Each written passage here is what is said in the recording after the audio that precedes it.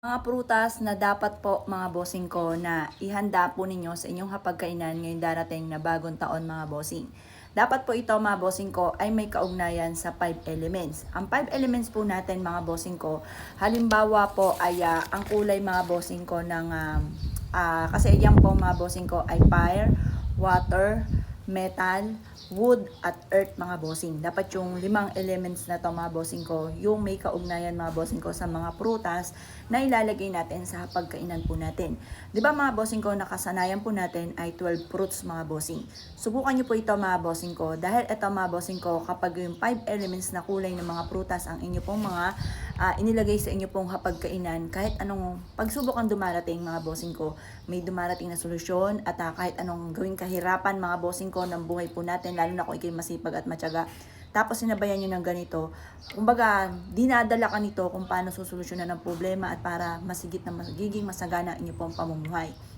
Ngayon, ang kulay ng fire, red po yan. Ngayon, ano-ano po yung mga kulay mga bossing? Inilista ko na at para po mga bossing, kasi ako, nakabili na ako ng pomegranate mga bossing. Yan yung granada natin na kulay pula. Nakabili na ako ng ganyan kasi matagal naman po siya na nasisira mga boss. Agawan po yan lalo na mga bossing ko sa palengke or sa supermarket. Mabilis pong nauubos po yan. Yan po yung mga kulay na red. Yan po yung fire. Tsaka apple mga bossing yan. Maganda rin po yan. Pomegranate, apple. Ilista nyo na mga bossing ko. Kung hindi nyo alam yung itsura po niyan, yan po, screenshot nyo na. Kasi yan po mga bossing ko ay dapat na prutas na meron po kayo. Ganon din po mga bossing ko ang lychee. Yan. Yung lychee mga bossing ko kulay pula. Basta yung mga kulay pula, masuswerte po yan mga boss. Nag-a-attract yan ng swerte mga boss. Ganoon din po mga bossing ko ang usapin naman ng water. Black po yan. Ano yung mga ng black mga boss? Yan. Yung lamang po mga boss ay maging base na lang po natin dito yung black grapes. Oh, ang grapes mga bossing ko, kaya kailangan water po yon. Black ang pinakakulay po ng sa water mga boss. Ngayon po mga bossing ko, kaya maghahanap tayo ng grapes. Kasi 'di ba may red na tayo, 'di ba may red na grapes. Eh di yung black na grapes na lang ating bibilhin kasi parang kung isipin mo ano pa ba yung mga black na prutas. Ayun. Kasi halos karamihan red, 'di ba? Pati cherry red din po siya. Ngayon kailangan 5 elements. Ay di black na grapes ang ating bibilhin. Imbis po na red na grapes, yung black na grapes ang ating kasi sa elements po 'yun. Tapos mga bossing ko, white naman. Ano yung mga madalas na white? Di yung peras. White din po yun. Parang nagwa-white din po siya. Ano pa ba yung mga madalas na Ang naiisip ko lang kasi sa white yun ay metal. Peras lang talaga mga bossing, peras. Pero kung kayo po, i-comment nyo po dito kung ano pa yung pwedeng white na prutas mga bossing. Ganon din po mga bossing ko ang kulay brown. Ano yung brown? Kiwi. Or kaya po yung yung malagkit na nata na nyog. Yung nyog, pwede ka rin maglagay ng nyog na nata mga bossing ko sa inyong hapagkainan.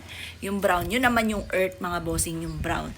Tapos, ganoon din po mga bossing ko yung kulay green naman. Ano yung madalas na green? Yung pong pakwan. Bilog po siya, 'di ba? Green. 'Yun, maganda po 'yun. O ano yung mga nabanggit natin? Red.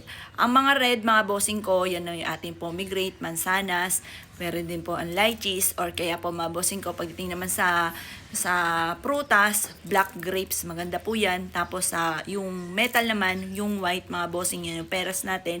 Tapos ganoon din po mga bossing ko yung earth, yung kulay brown, yan yung kiwi natin or kaya po yung malagkit na nyug mga bossing, yung pang nata. Yan. Ganon din po mga bossing ko.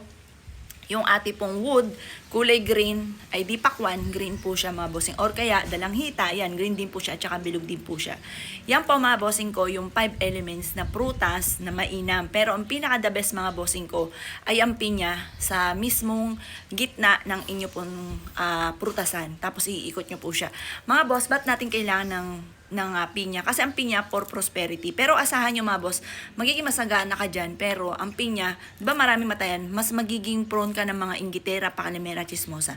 Pero sa bagay, pwede na rin po yun kasi ikaw naiinggit kesa ikaw yung naiinggit sa kanila. Mas mainam din na ikaw ang nakakainggitan kesa ikaw ang naiinggit. Syempre, pag ikaw naiinggit, higit siya kaysa sayo. Ngayon, kapag kinakakainggitan, ibig sabihin, higit ka kaysa kanila, kaya naiinggit sila sayo. Kaya mas mainam mga bossing ko, huwag ka magpapawalan ng pinya sa sa hapagkainan nyo at napakaswerte po niyan. At ang pinya, nagtataboy din po yan ng malas mga bossing. Siguro yung pinya, maihahalin tulad kasi 'di ba dilaw yan, may nag-green din naman po diyan. Kasi ang pinya, yan talaga hindi nawawala. Ako nga po mga bossing, good for 1 week lang yon.